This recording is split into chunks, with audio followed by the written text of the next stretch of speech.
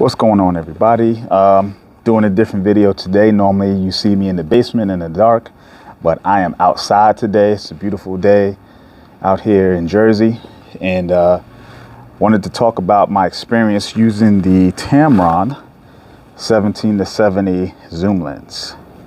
I've had this lens for a while, but to give you the backstory on owning it, I had this along with the Fuji 18-55 and the 18-135. So I had three zooms that all had slightly different focal lengths and apertures.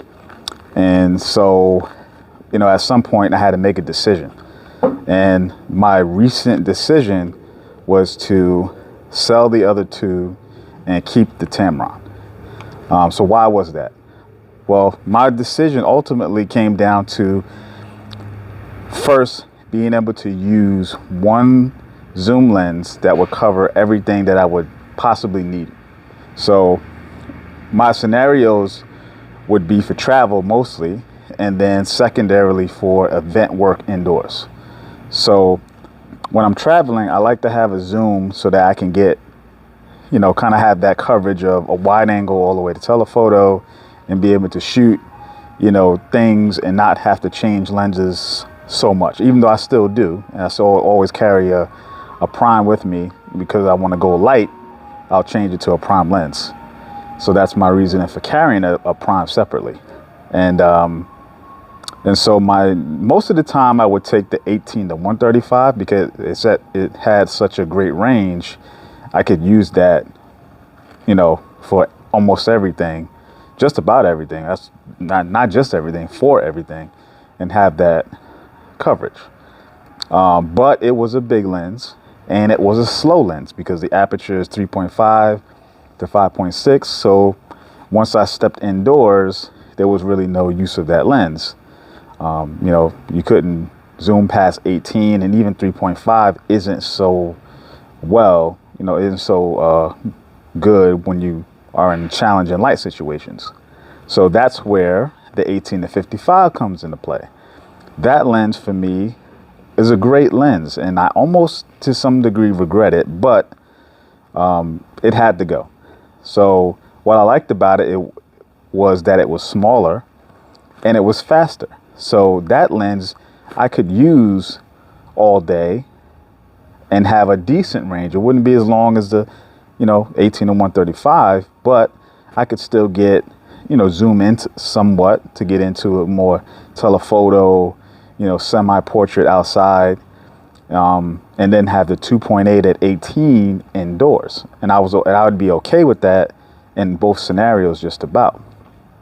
So that lens, a lot more versatile if you really talk about that indoor-outdoor transition, because that's where people don't talk about lenses like that. You would change lenses, obviously, put on a faster prime as your alternative.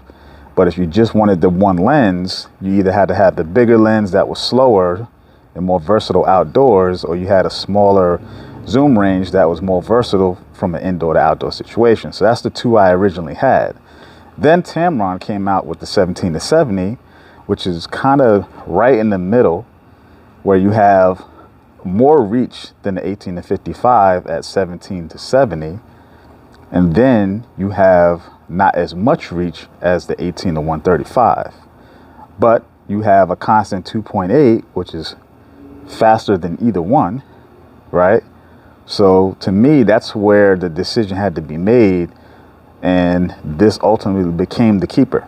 So this became my only lens, my only zoom lens. I have other primes, but this became my only zoom lens as of last week. So and I had used it before, but the extra level of versatility that this gave me that the other two didn't was, now that it was constant, I could use it for an event situation. So now as a semi-professional photographer, if I get booked for an event, I could actually have this as my one lens solution along with a nice flash, and be able to just shoot this one lens to do indoor events, outdoor travel, indoor transition. So now all my bases are covered in that regard.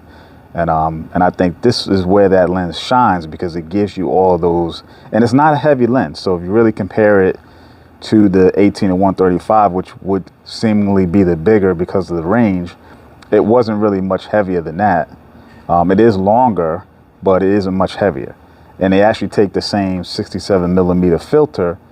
So I use the same filter thread. So when I'm outdoors and I want to do some video work, which this has, you know, good stabilization for that, I'm covered in that. So I really like this lens. Over the weekend, my family was in town, so we went over to New York City, and we happened to run into the Hispanic Day Parade. So we got some shots there, and I really put it to the test. And I did use this lens in the past, but this was kind of like my reintroduction of using it outside, kind of as a travel lens.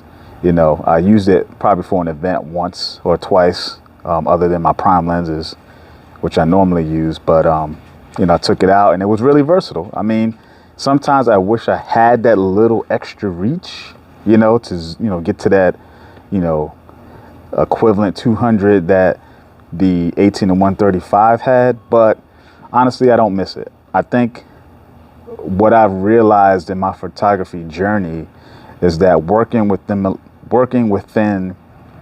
good limitations will make you better as a photographer. So I think my ultimate decision, this reflected that, and really working within a standard zoom range, I think, is going to be where I specialize. And I've always really favored that 28 to 35 focal range as my general purpose prime.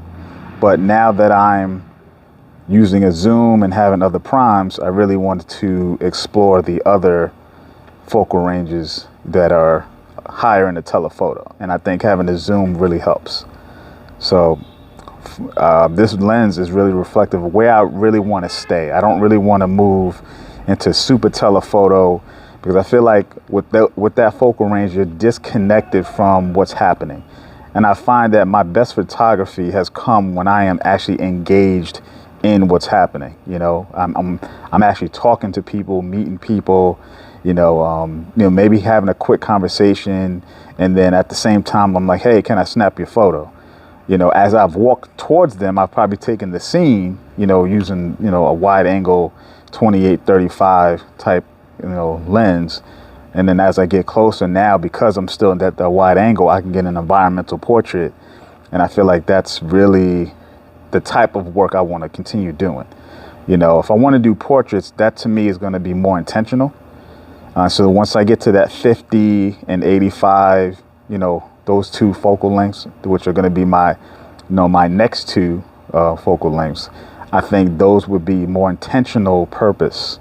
Whereas the 28 and 35 are going to be like my general purpose, you know, kind of street, out and about, you know, capturing life kind of focal ranges. And it took time to get there. You know, a lot of cameras, a lot of lenses, you know, a lot of purchases in and out to really narrow down your style and what it is that you like. And I think this zoom could definitely be that alternative to when I don't want to use a prime and I want versatility. I have this to just be able to do all things, you know, and use it, you know, in a professional and personal sense, because I really don't like to have stuff sitting around. And so it really bothers me sometimes when you have, you know, lenses and cameras that don't really get to be used, especially when you use cameras a lot, and then that camera just happens to be, or that lens happens to be not used. So at some point you have to make a decision, and I had accumulated too many zooms, and I really needed to get those out of here in order to really maximize, you know, the photography that I really wanted to do. So sometimes limitations, you know, will breed, you know, growth, and, you know, that's what I'm hoping to get from this. And I know I will. So I think this is probably going to be a keeper for sure, for the long run.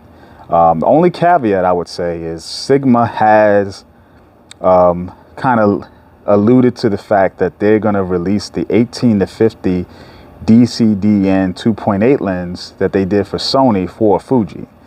And that could be a interesting proposition, because it kind of walks in the line of that 18 to 55 Fuji line, where it's small, compact, shorter range, but the Sigma lens will be a constant 2.8. The only sacrifice is not having image stabilization, but I use the X-S10, and that has built-in stabilization, so I don't really need it in the lens. So if that lens happens to be a good lens, which I think it is, because I had the Sigma Prime Trio for Canon, that might be something I might add as my second zoom lens. And they may compete against each other. The only reason why I would choose the Sigma over the Tamron is the size. The zoom range, yes, that's a consideration, but I think I would always probably sacrifice size and stealth over focal range, because I feel like my engagement is going to make up for that focal range anyway. You know, if I find that I'm not close enough, I'm going to get close enough to make something out of my environment. So, and having a small camera just means smaller camera, because of the smaller lens, just means I'm going to carry it with me more and get more shots, and more shots means more great shots. So that's how I think about it. So, remains to be seen. So I'm looking forward to seeing when that will be released. The word is it's supposed to be announced for this winter. So we'll see when it comes out. Until then, I'll be using the Tamron. So if you use this lens, let me know what you think. Do you have it for Fuji? Do you have it for Sony? That's it. I'm gonna wrap it up. Peace.